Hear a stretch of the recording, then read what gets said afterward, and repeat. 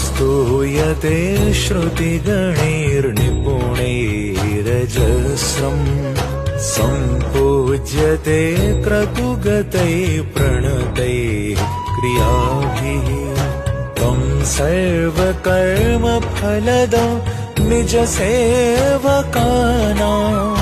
श्रीमद्विहारी चरणं शरणं प्रपद्ये शरणं प्रपद्ये। यं मानसे सुमतयो यतयो निधाय सद्यो जहुः सहृदया हृदयान्धकारम्